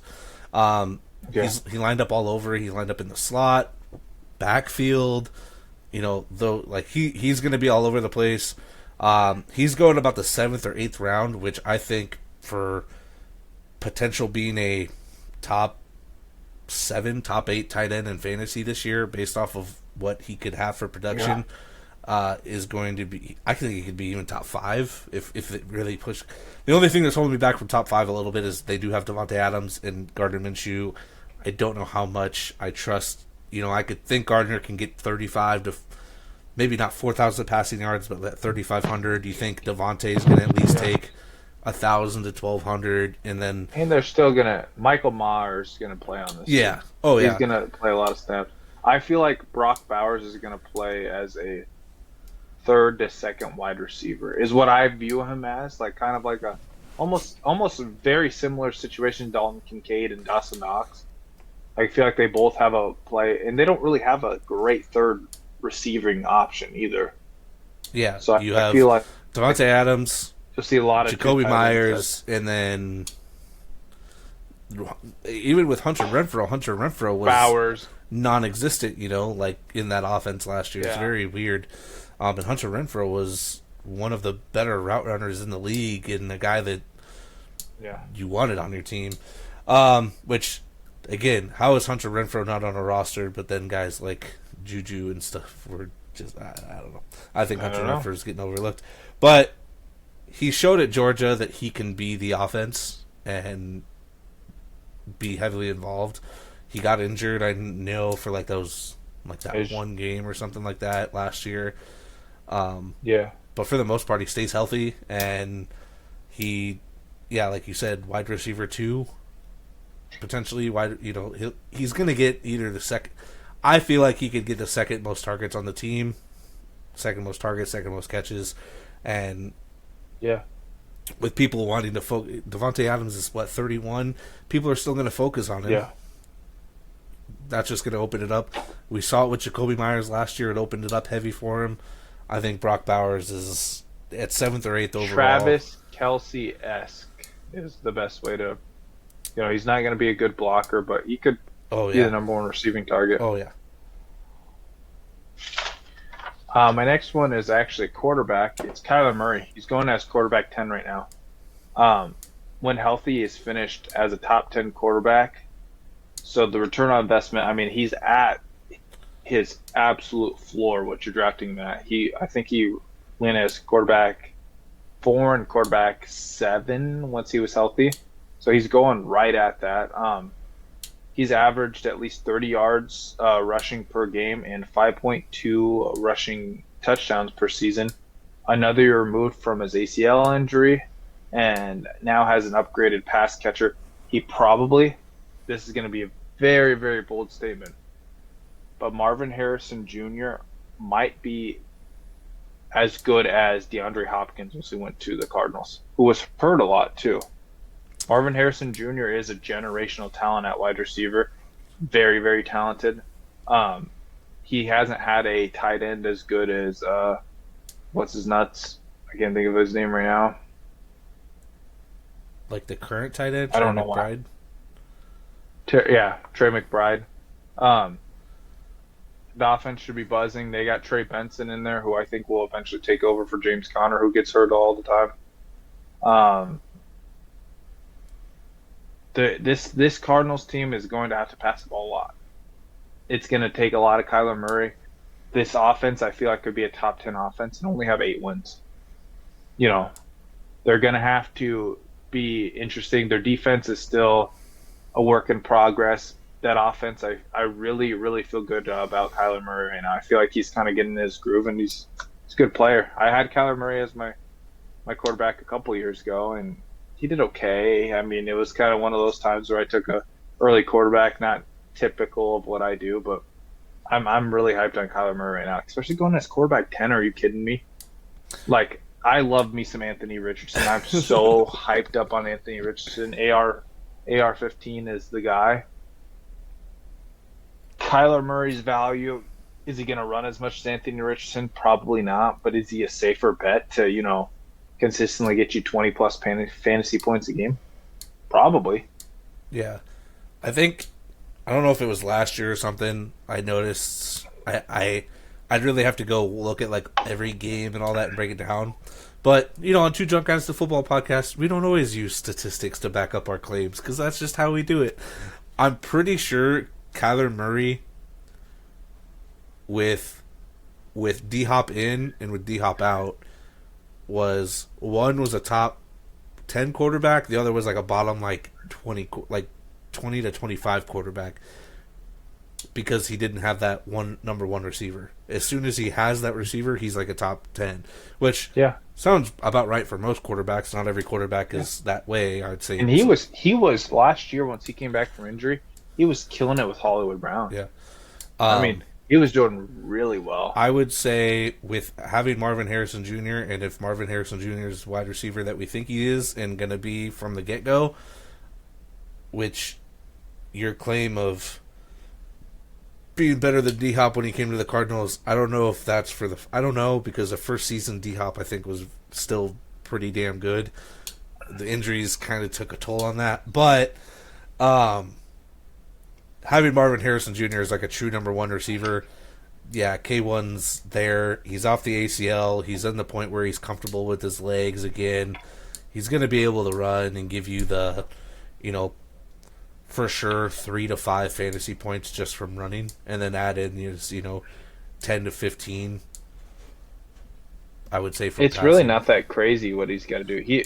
D-Hop didn't really do that crazy. His first year he was really good. The other 2 years he didn't. Yeah, exactly. That's what I'm saying. Yards. That's what I'm saying. His first year, if he hit 1,400 yards and 6 touchdowns, that is a feat. I'm not going to act like it's not. But for someone that's as highly touted as him, Malik Neighbors is generational talent. And then there's Marvin Harrison Jr., who's better. I don't feel like that's necessarily out of the realm of possibility. It's a high height, like that'd make him the most receiving yards by a rookie wide receiver, breaking JJ's, but I think they're going to feed him a lot. They're going to feed him. His ADP, he could be a top 5 wide receiver, and he's going as wide receiver 9 to 12. Yeah. I don't hate that. I don't hate that at all. I feel like he is NFL ready. I almost did Marvin Harrison Jr. for my list, but My next one, I tried to do like people that weren't like top like three So round. hyped up, Yeah. yeah. I'm doing Terry McLaurin. So he finished last year as wide receiver 27 with Okay. Sam Howell. Top 30.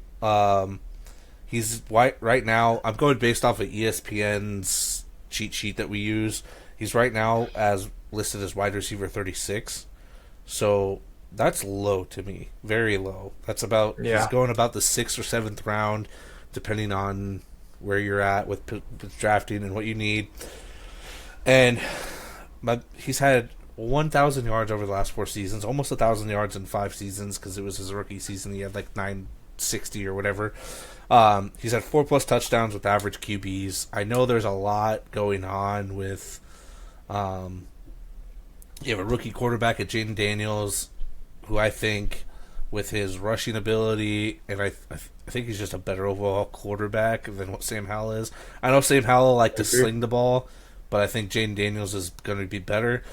And there's one of those things is like Terry McLaurin, with every quarterback he's had over the last 4 years, it never seemed like he was a number one. It always seemed like they would rather throw the ball to somebody else instead of him, which never made sense. I think Jaden Daniels is going to have a favorite target, and that's going to be Terry McLaurin. I don't see any reason why not. I just think his production is going to increase a little bit, even with adding Austin Eckler to that backfield, the catches. And if I don't see, I would not be shocked if I didn't see 6, 7, 8 touchdowns from Terry McLaurin. So I think if he's listed at wide receiver 36 right now, last year was a questionable year because he was very up and down last year in fantasy. I would know I had him, and he finished as wide receiver 27. I think he could break the top 20 with Jaden Daniels, and I wouldn't be shocked. Like, I just feel like wide receiver 36 is way too low for a number one receiver on a starting NFL team. Yeah. And Jaden Daniels is legit. Like, I like Jaden Daniels a lot. He looked good in his preseason opener. He did some things that I liked, like he rushed for a touchdown as an undersized on a designed quarterback run, which is what you want to see. And then he actually checked out that long pass that he threw. I think it was to Naomi Brown. I couldn't remember who the receiver was, but it was actually checked out of a screen. They had a screen play, and he threw a deep touchdown. I think he's legit. I liked him better than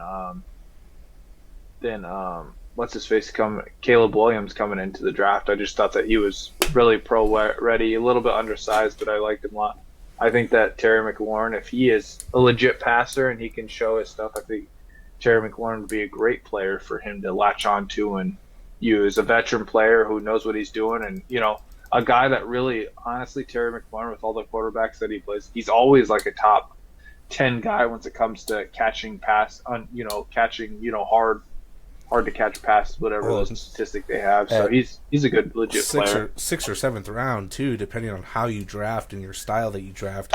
You could be looking this wide receiver 1 could be your wide receiver 3. You could have maybe even 4 depending on how you really want to get into drafting. But no, it'd be steal.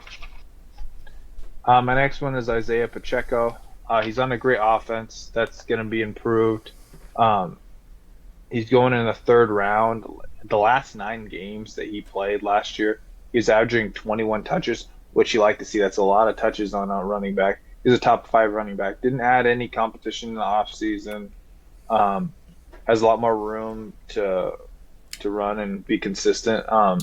Patty Mahomes had his worst year last year, to be honest, statistically and everything. He won a Super Bowl, but he did not look that great. He threw like 27 touchdowns. If this team is buzzing, throwing touchdowns, Isaiah Pacheco, I've heard reports saying that he's a lot better receiver out of the backfield this year. He's done a lot of work on that.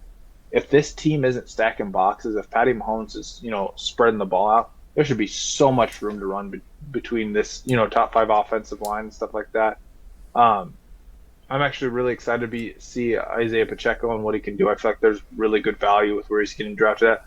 You get a number 1 running back on the best offense in football in the 3rd round. That's a steal. Yeah, well, and the other one too is like the one that shocks me is he was averaging 21 touches the last 9 games. That's a lot. That is a lot of touches to Yeah. be dealing with, which is crazy to think that he's getting that volume on a team that has Patty Mahomes at quarterback. You know, a team that is wanting to throw the ball, a team that is wanting to get it in their wide receivers and playmakers' hands. But Andy Reid, who loves his running backs. Yeah, Andy Reid, who is a top 3 head coach of all time, probably, is liking what he's seeing, so he's going to continue to feed him. When you have guys that were a little bit of question mark, besides Travis Kelce, who he might have a decline this year, who knows? Everybody's waiting for it, but for some reason it's not happening because he's just that good, I guess. But like after Rashee Rice, you don't have anything else. Like you have a bunch of guys that have a high upside but haven't really done anything. I know you bring in Hollywood Brown this year. You drafted Xavier Worthy. Maybe less passing, but his running ability is good. They have that offensive line. I wouldn't be shocked to see that number from 21 touches go up to like maybe closer to 25 touches. Now that he showed that he can handle those volumes and produce with them. So 25 touches a game, 5 of those are catches, the other 20 are rushes. I mean, you're looking at a pretty decent fantasy season, especially, what'd you say, the 3rd round that he's going about? 3rd round is what he's going. Yeah, that's a fantasy dead zone too. I mean, he's going around players like Mike Evans, who people like Mike Evans. I've never been a Mike Evans guy. I've kind of shied away from that because he's so touchdown dependent, and it kind of I like consistent players. I'm going towards Amon-Ra St. Brown players where what you're going to get with them. Boomer bust players. I've never been a Mike Williams guy, a Mike Evans guy where they could win a fantasy week any week with their touchdowns, just going off, but then they could have 2 points next year. I feel like the value in the 3rd round, that's insane value for a player that honestly probably should be going closer to the early 2nd. Travis Etienne era, where he's kind of like in that level of player. I mean, I like Travis Etienne a lot, but I would say that's probably, with the volume and what he does, probably around that era.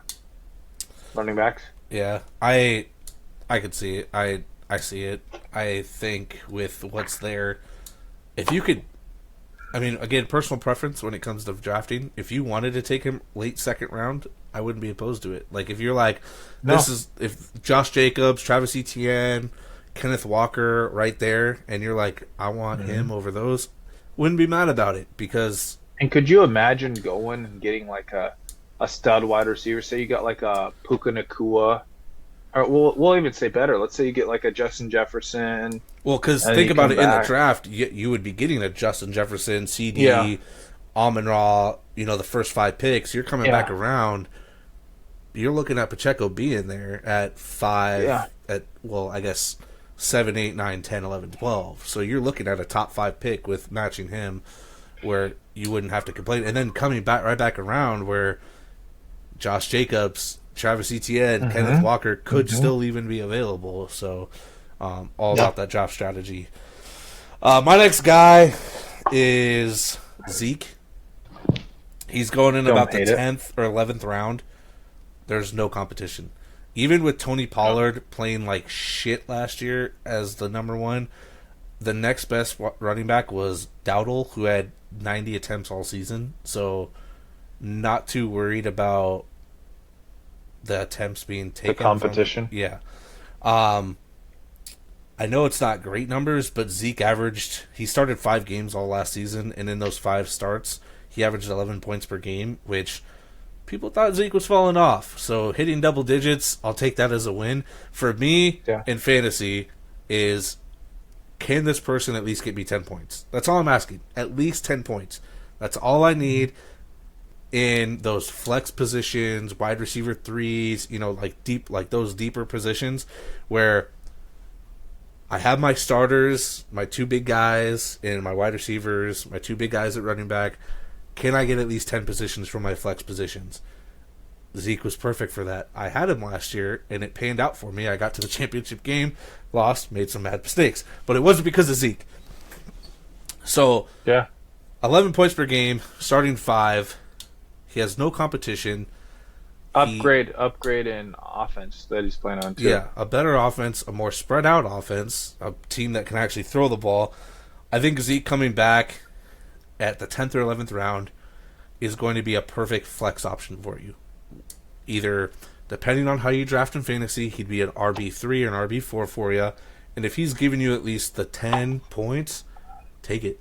That is a great spot for 10th or 11th round to take your RB3 or RB4. And he's starting running back while other guys that you're taking there are RB2s, low end, with or handicaps at that point. Players that if someone gets hurt, they'd have value. Taking a starting running back. Zeke. Yeah. 10th or 11th, go get him. I don't care where you're at the 10th or 11th spot. If you want him, go take him. Go take him. If he top goes 10 offense. If he goes after the 11th round, there's something wrong with your league. Yeah. They need to be better. My last one is Rashid Rice. Wow, real Rice. Shocker taking these Chiefs guys.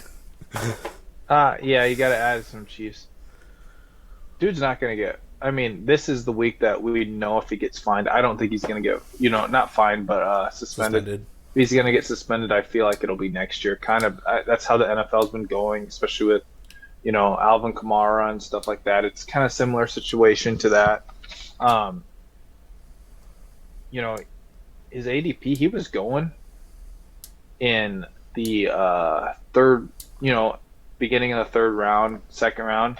His ADP has dropped to the 8th round. You're talking about the number one receiver on the Chiefs offense. I like him over Hollywood Brown. Xavier Worthy. Is he fast? Yes. He's 165 pounds. 165 pounds, guys. I want to put this out. He's not Devin Singletary. Or not Devin Singletary. Devin. What the fuck's his name? Devontae Smith. Devin Witherspoon. Devin Witherspoon. Oh. He's not Devin Witherspoon. Devin Witherspoon plays like he's 210 pounds. I don't think Xavier Worthy is that. He's very fast. But we've seen players like Xavier Worthy not paying out. Henry Ruggs. You could put... Okay, whoa. Henry Ruggs not panning out was not because of football. Don't drop his name in the didn't pan out because of football. His was off season. Hey, still. Kadarius Toney. That he did play. Kadarius Toney. John Ross. Yes. There you go. Now you. Henry Ruggs. I'm putting Henry Ruggs. No, you can't. That's bullshit. Henry Ruggs. I am. His first year sucked. Okay, that's 1 year. It's not like he's going to come in and be the fucking face of the league. I'm not saying Henry Ruggs can do that, but I just feel like Hollywood Brown's bigger. He'll have a role. He is hurt. The thing that I like about Rashid Rice is that the way that the Chiefs used him is they got the ball in his hand with screens, with, touch passes, stuff that they could just let him do stuff after the catch. Every report that I've heard about him, he's been knocking it out in training camp. Like, he's been looking good. Travis Kelce is getting old. There is going to be, in the next 3 years, there's going to be a shift on who is the number one target in that team. Patty Mahomes isn't going anywhere. Travis Kelce, I don't know how many more years he has. He had the worst year he had last year. Points per game, he was still the number one tight end, but I drafted him. Actually, I didn't draft him. I bid for him and got him in our auction draft mine. I spent a lot of money on him. Wasn't worth it. Wasn't happy with what I got. I just feel like Rashid Rice is 24 years old.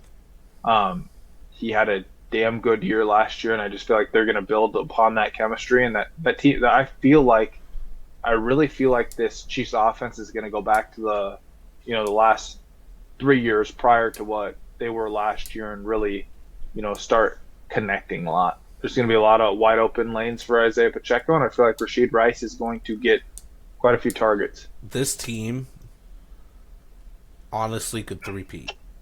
Yes, they could. This they really team could. is a better team than what they had last year when they won the Super Bowl, and could three-peat. I agree. they have a real like. There's not like a like last year after they won the not last year, but the year before when they won the Super Bowl against the Eagles, and it was like, oh, they're not going to do anything. They don't have wide receivers or anything like that. Like they're going to fall Juju's off. gone. What Yeah, they're going to fall off. Yeah. Then they come back and win a Super Bowl. And then now it's like, you added Hollywood Brown. You drafted Xavier Worthy. Rasheed Rice is not going to be suspended. Isaiah Pacheco has been looking great. Travis Kelce is still producing at his age. The defense is... You lost Ward to the Titans, unfortunately, right? Was it Ward or was it the other... Yeah, it was... I don't know if they had Ward. No. You lost Snead. Snead, sorry. You lost Ladarius Snead. Yeah. That's an impact on your defense, but you still kept a lot of those other defensive people that cornerback is big, but losing Snead is pretty big, I would say. But a lot of teams, one of their worst positions are DBs half the time. It's all about having your offense being able to put up points, and when you have Patty Mahomes, anything's fucking possible. 13 seconds isn't fucking long enough to keep it out of the end zone, type shit. So that offense, anybody on that offense, I feel like is going to just fucking knock it out of the park. And if they repeat it, which again, I'm one of those little conspiracy theorists when it comes to how sports play out. Could definitely see it happening solely because of that, where it's like, oh, Patrick Mahomes is our golden boy. We need him to three-peat for the first time ever because the only thing that Brady holds over him is he never beat Brady in the playoffs, and but Brady never had a three-peat, shit like that. I just there's a lot of things that I think will happen. 4 Super Bowls Patrick Mahomes is getting kind of old though, Skinny. He's been in the league for 7 years now. Maybe more. Patrick Mahomes is getting old. Tom Brady played till he's fucking 44. Quarterbacks with technology and how people take care of their bodies now, quarterbacks now should be able to play 35 to 40 no fucking problem.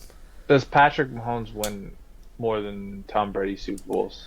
Dude, at this fucking rate, probably. It's fucking ridiculous. It is. 3 Super Bowls in 7 years is a lot. Well, and he didn't even start his first year. Think about it. 50%, yeah. And he's been to 4, and his 6 years. Yeah. It is crazy. Yeah. I like hard. Patrick Mahomes a lot, and I said last offseason that he's a Hall of Famer. After last Super Bowl, 2 Super Bowls, two MVPs at least. He's a Hall of Famer. Yeah. Oh yeah. If he were to have a career-ending injury this year, he's a Hall of Famer. First ballot Hall of Famer. 100%. It doesn't matter anything else. Yes, I agree. Walk in. He's good. You can't argue with it. All right. My last one is Joshua Palmer. He is going in the 11th or 12th round. Last year, he finished as the wide receiver 64, only starting 6 games. He played in 10 games total because he was injured some of those times. Yeah. He averaged 8.8 points per game in all 10 games, and then 3 of those times he averaged 12 plus points. You want to know what was going on then? He was the number 3 or 4 wide receiver. He had Keenan Allen. He had Mike Williams. And you also know who he had that was catching passes? Austin motherfucking Eckler. He is returning as the only wide receiver from that Chargers team last year that was actually Justin Herbert, that actually was catching passes from Justin Herbert. Probably guys that were maybe practice squad or, number 6. Tell me more. I'm intrigued. Why are you shaking your head like that? Because I have him in my dynasty. Oh, fuck you. You got Brendan Rice, you got Ladd McConkey. Those guys could come in and be stellar for you. Quentin Johnson is not showing that he can pan out. Joshua Palmer is Justin Herbert's Mr. Consistent. Number 1. Mr. I can get over 100 yards out of you because he did it 2 times, I think, out of his 10 games. When, guess what? Keenan Allen or Mike Williams were out. Or I think both of them were out. He has shown the capability of being a wide receiver 1 with Justin Herbert at the helm. And I know they're not going to pass the ball as much or attempt not to, just depending on how the games go because their defense still is not a hey, this is a Steelers defense where we can back on our defense to help us win games and we could suck ass as offense and still finish with 10 wins. I do think Joshua Palmer to start will be their top target, and I think depending it all comes down to Brendan Rice and Ladd McConkey, but I don't think either of those two take a large enough step where Joshua Palmer is not a solid, again, flex position. He finished with 8.8 points per game, and he was wide receiver 64, playing 10 games as a wide receiver 3. You're drafting a guy at a wide receiver 3 position almost at 11-2 who's going to be most likely at least the number 1 or number 2. So he's given me at least 1,000-yard vibes. He's given me at least could be 100 targets, 100 catches area. Like I just don't see any real. Yeah, I just he's gonna get the volume. I just don't see. So you think number 1 and it's not close? Right now, I believe that. I think Ladd McConkey really could come in and sweep it after a couple weeks, but right now I think Ladd's good. I do. I think that. Ladd is good. I value being like the relationship, the chemistry. The chemistry is a huge thing when it comes to quarterback and wide receiver. Yeah, it's true. You're right. How much can I trust a guy that's a rookie to make this 3rd and 6th catch compared to a guy that I've playing with, for the last 3 years now? Joshua Palmer's been there for the last 3 or 4 years. That I know can go and make that play for me. Yeah. That he's done it before. I'm going to throw it to and that he guy. was. I'm pretty sure Joshua Palmer was a 2nd-round pick. Like he had some pedigree to him. I want to say. Yeah, I think Joshua Palmer is a sleeper, and if you play him at your flex position, you are not going to be disappointed. Especially picking him up. Let me look. Well, I can look at that. I can't. Too skinny. I have technology.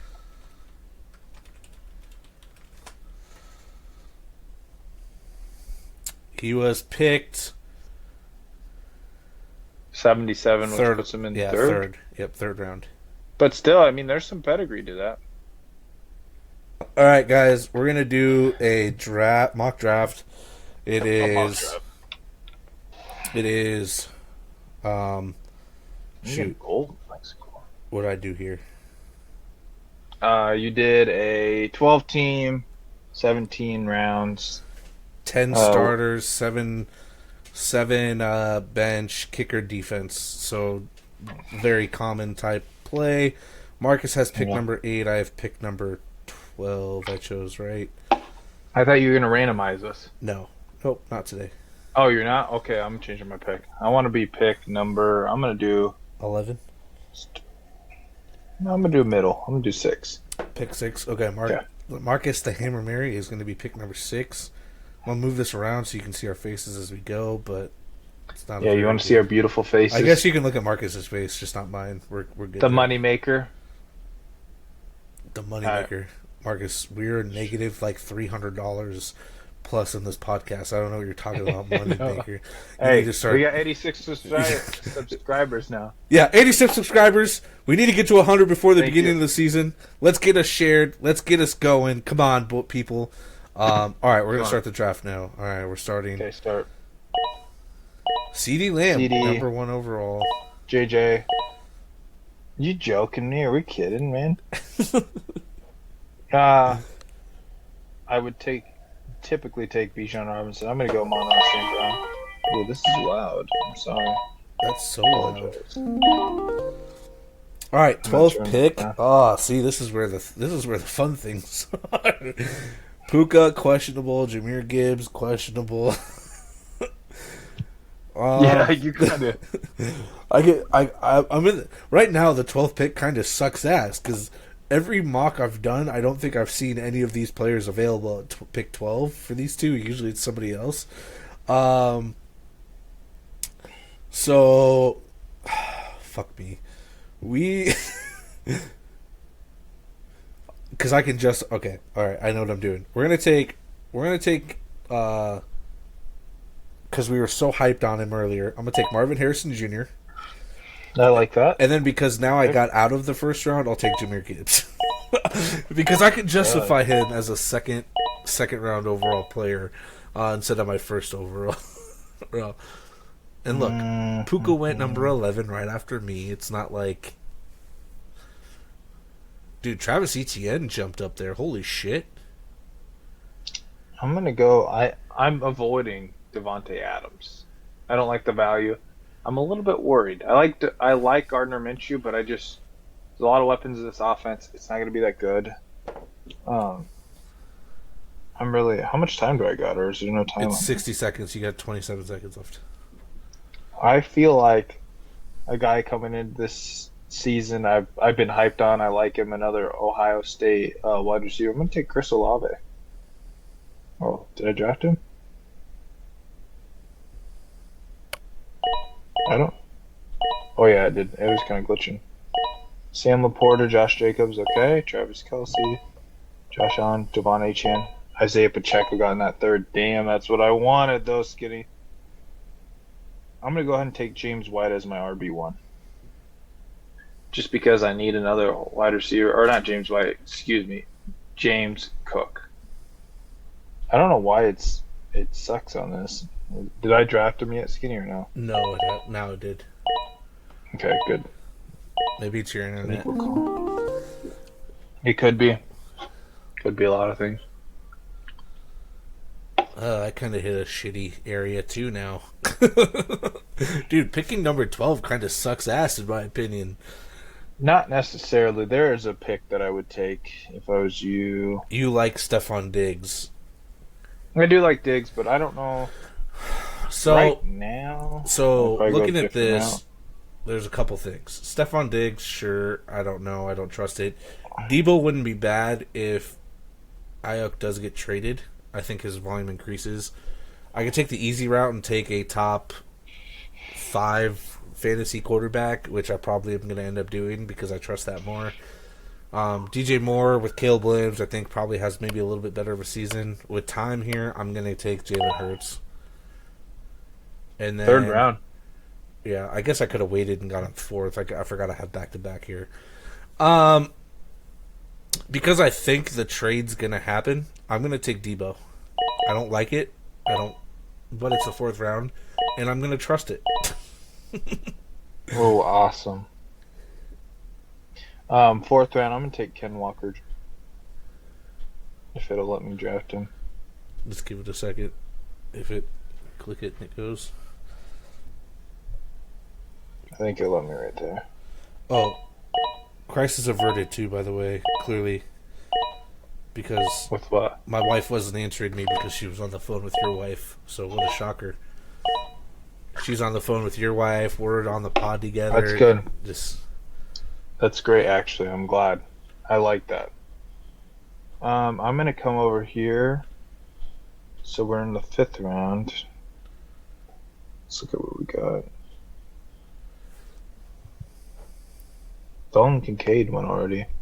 I could really fuck you over and take Kyle Pitts. That's fine. I'm kind of thinking about it, but it's a mock draft, so it doesn't matter. I'm going to go ahead and take someone that I've been ride or dying all season. Someone that I'm really excited about what they're going to be like this year. I'm going to take Anthony Richardson. I like the value. It's kind of where I really want to be at in drafts, honestly, with quarterbacks. 5th round right now. He fell to too. He did fall to me. You could take him in the 6th if you want to look smart. Yeah, so. That's what I was thinking.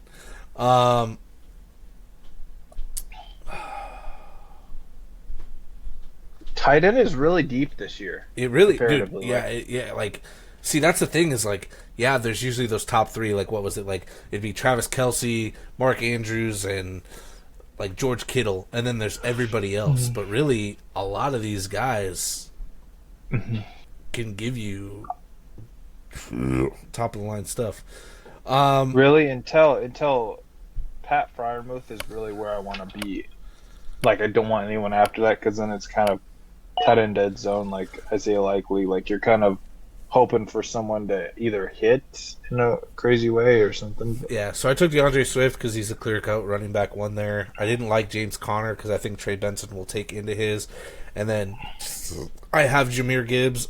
I'm not taking my handicap with my with my fifth overall pick, and then I'll go take Kyle Pitts in the sixth.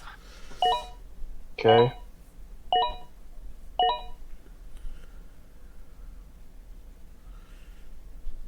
There he is, Marcus. Yeah, I'm gonna take Rashid Rice. Like the value, like the player. I think if his suspension thing is finally declared as we're not going to give him a suspension this year, I think he jumps up at least 2 rounds. I agree. I'm going to go ahead. So I got 3 wide receivers. I got a quarterback. I'm going to take a player that I feel like could be the number 1 running back on their team and take Zamir White. What the hell? More of a clear cut. Breaking on the podcast, somebody just sent me this. The Vikings have inquired about Saints quarterback Derek Carr. The Saints are impressed with what they've seen out of rookie QB Spencer Rattler, while the Vikings try to look for J.J. McCarthy's replacement. Do you think they... So J.J. McCarthy, I was right. He was going to start. Dude, I told you, Skinny. What'd I tell you? That the Vikings always do this. Okay, here's the thing. I don't love it. I don't. We have the cap room. I'm taking Jaden Reed. If we are going to take Derek Carr, nothing over a third. Yeah. If you can get him for a good deal, 4th round pick, maybe a 3rd round pick, okay. He's got a lot of cap. We got room. Really though, who sent that to you? It's just a Twitter picture that was sent to me. I would have seen it on Twitter anyway. Who sent it to you? Sam Murphy. He sent it to me. Oh, Sam did? Yeah. Sam's a real one for the pod. If you're listening this far, shout out to you, Sam. All right. Shout out to you, Sam. My next pick, I don't like anything right now. I'll go Lad McConkey because if it's not him, it's Joshua Palmer. So I have to. It's tight end dead zone. This is someone that I love this year is Jake Ferguson. Feeling pretty good about my team right now, though. I feel like I have 3 solid wide receivers, 3 solid.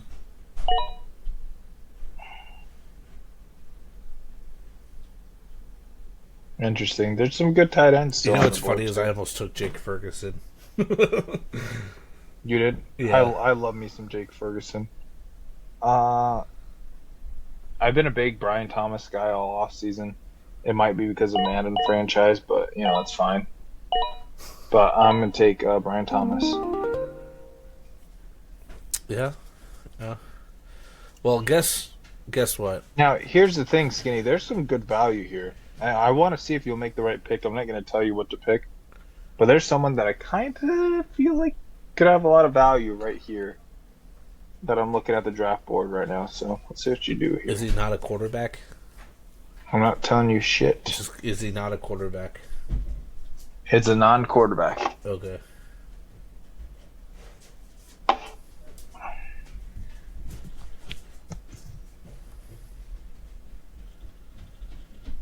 Why is TJ Hawkinson all the way down here? What's wrong with him?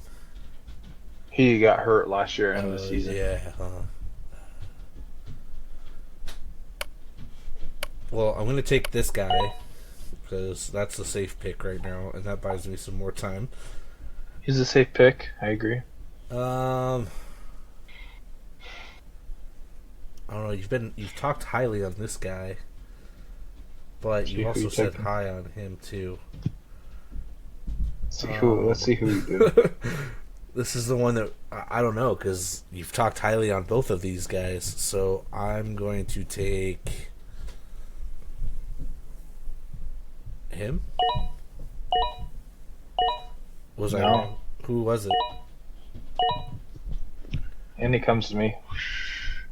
Who was it? I think that it'll be value. God, but how do I not do it, Skinny? Who was How do it? I not do it? Well, how do I not match it? It's Tajay Spears.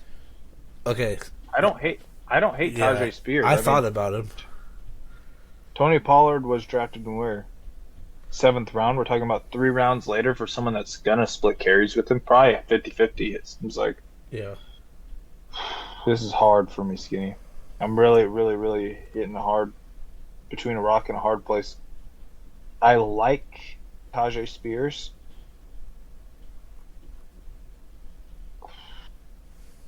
But I love Jaden Reed too. Or see, Jaden Daniels. that's who. I'm gonna take Tajay Spears and see if we can get Jaden Daniels back in, around the turn. No. God damn it! People really taking their backup quarterbacks already? Fuck, I'm so used to drafting my first quarterback in like the 10th round that like it's so weird to see people taking their backups. Yep. I mean, 11th round, I could have the number one, wide receiver on the. Oh, Jesus Christ. That's never going to happen ever. This mock draft is so bad. Why? You What took happened Shakir, next? kicker in the 11th Yeah, that's round. bad. But it I'm works not out. gonna lie though, Skinny. We've seen it in our league before, though. I'm going to take Pat Fryermuth.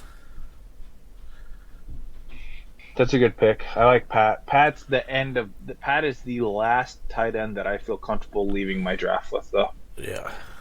Yeah. And then I'm going to take Adonai Mitchell because I think he will help. Charbonnet, good. I guess I could have went Josh Palmer there too, but it's fine. It's me. This is hard though. Let's see what we got going here. Not anything I love. Oh shit! I'm gonna have to grab a beer. While you're picking, I gotta grab a beer so I can chug when we're done.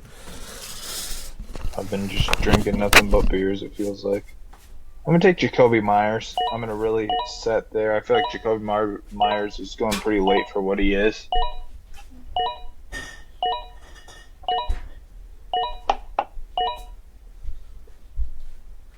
Wow.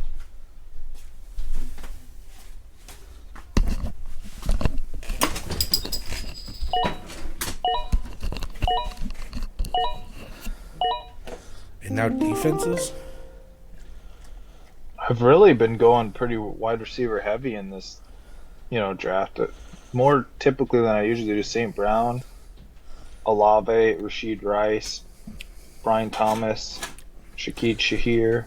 All because of your draft spot. Ricochet. I'm gonna take me some Troy Franklin. I mean, I'm pretty happy with my running backs. I mean, three of them, having my backup Tajay quarterback, Spears. Baker Mayfield. Really? I think I'm gonna draft JJ McCarthy next. Don't you be a bad person. And this is where you find. I'm gonna take some flyers, some insurance policies with Tyler Algier. It's don't have very many picks left. I got 2 more.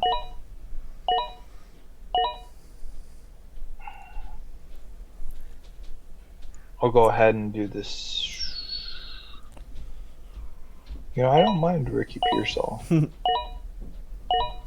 Could have a lot of value, it seems as though. And now I got to take kickers and defense. I'll have to do that after this pick. So my last real pick, I'm gonna take Malachi Corley. Not bad. And then defense. I need for defenses. I really need to start looking at clearly we know who I know who they play like in their division, but I really need to start looking at out of the division opponents. Yeah. I think.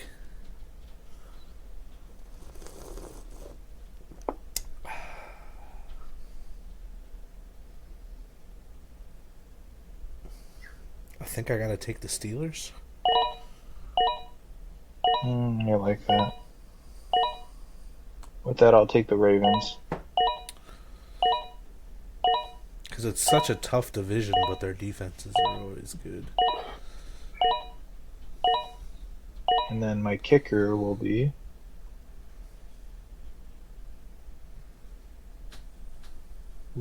Daniel Carlson.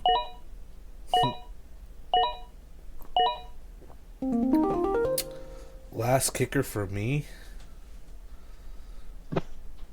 Matt Gay. No, I'm gonna take Jason Sanders from Miami.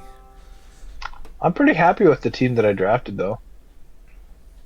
I mean, 6 picks, so I'm in the middle of it. St. Brown, solid pick. Chris Olave. Chris Olave could have a breakout. James Cook, love that. Kenneth Walker, love that. Anthony Richardson, someone that I've been targeting a ton in drafts. Sheed Rice, love that. Zamir White, don't hate it. Jake Ferguson, love it. Brian Thomas, love it. Tajay Spears. Tony Pollard, him split time. It's not bad. Shakir, like that. I mean, I'm pretty happy with my draft with this one. What do you feel like? I don't have as strong of a bench as I feel like I could have had, but being that 12th pick, you don't know what you're like. You can only assume because, like I said, this is the first mock I've ever seen Puka and Jahmyr Gibbs available at 12. Usually, it's like Puka's getting overdrafted. Yeah, usually it's like Garrett Wilson, AJ Brown, maybe Saquon sitting there. Like depending on how they go in the mocks. So to go and get Jahmyr Gibbs in the second, my first overall pick was Marvin Harrison. I'm not mad about. Again, I think Jahmyr Gibbs with that injury kind of questions it. So the second round, whatever for me. Got Jalen. Then coming back at the third, I didn't know what, like, I could have overdrafted Kenneth Walker, Joe Mixon, Alvin Kamara, but like you're not going to do that in the third, fourth round when you have those back to backs. I didn't want to take Mark Andrews or Dalton Kincaid, so I took Jalen Hurts, and then I really the Debo pick was Samuel at the Curtis Samuel or Debo Samuel at the 4th. Didn't love it. No, I'm really banking on Brandon Ayuk at that point to be traded. I got DeAndre Swift, who's, I think, based off of running backs that were available, Stevenson, Connor, Montgomery, Pollard, Najee, Zamir White. You're reaching a whole round and a half for some of those guys. I think DeAndre Swift's You really not bad. went. You only drafted 3 running backs, too. Yeah, which is weird for me, too. Yeah, but honestly, I kind of had to based off of what there was. I mean, I'd rather have DK. I'd rather have DK over Debo Samuel. I don't like Raheem Mostert. Don't trust Devontae Williams. I'm not overreaching for Zach Moss and all them. Come back around. Zeke's available. Brian Robinson's another guy I would have possibly taken over Curtis Samuel. Couldn't have taken Chubb because he was right before Reed. Yeah, could have taken Gus Edwards, but I think J.K. Dobbins is going to end up taking that field if he stays healthy. I thought about Tajay Spears, but again, I don't know. I feel like Curtis Samuel might have given me a little more value. Pat Freiermuth, I think, is still good there. I have faith in Adonai Mitchell. I have faith in Troy Franklin. Baker's not a bad backup. Malachi Corley I took just because solely I think he's got to be good with Aaron Rodgers at quarterback. And then, yeah, it's whatever with that. But next week we are going to finally dive into some college football. It may not be great talk or a lot. I don't know what we're even gonna have. We need to get into college football because that's gonna be starting soon too. And we've kind of been ass at it, but it's solely because this guy over here is. No, I know NFL so much man. about college football, guys. Yeah, I know so because much. now you play NCAA. He thinks he knows everything. No, so- college football 25 is what I've been playing. Oh my god! And whatever. let me tell you, I know everything about college football. I'm a big Texas Longhorns fan. Go Texas! We're gonna have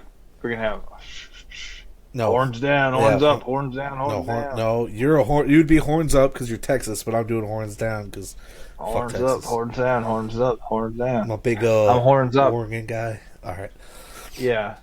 We're going to be the best. Yeah, but we'll bring some college Archie football Manning. talk next week. We'll have news, Archie bad Manning's betting, going to be the best. all that good stuff. Probably maybe a shorter episode. I guess we'll have the beer review next week too.